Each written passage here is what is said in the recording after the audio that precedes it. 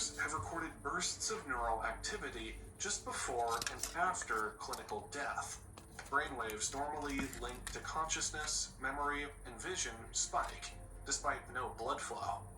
That entity we call the human mind, consciousness, does not become annihilated just after a person has died. That entity continues. And it continues even when the brain does not seem to be functioning, raising the question that consciousness may be a separate entity from the brain. What's being processed, and where? Some neuroscientists speculate these final surges are just dying noise, but others aren't so sure, because the experiences described often defy time entirely, realer than real, as if they step outside the linear flow. And then there's psychedelics. Under the influence of DMT or psilocybin, subjects report the same thing. Time fractures, seconds stretch, hours collapse. Some even claim to exist outside of time entirely. And people have also reported losses of concept of time. And that's something that you can't really put into words and just explain to people, I can't feel time anymore. It's mind-blowing what happens to your brain when you take the time perception out of the equation.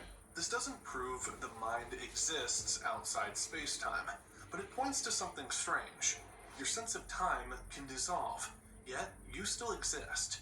Maybe the mind is less like a clock and more like a spotlight, moving through a structure it didn't create. And if the universe is a block, maybe consciousness is what animates it. But those moments, when time stretches or collapses, might not just be distortions. They might be something else entirely. Think about deja vu, that eerie flash where everything feels familiar, like you've already lived it.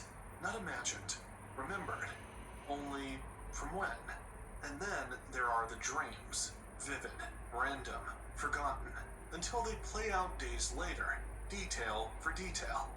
Or that strange gut feeling you can't explain, right before something happens.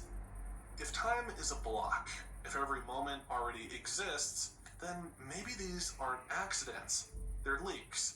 Little glimpses of frames you're not supposed to see yet. You're not predicting the future, you're brushing up against it. And for a second, your mind steps outside the stream. Not fiction, not fantasy. Just evidence that consciousness might not be sealed to now. And what comes next might be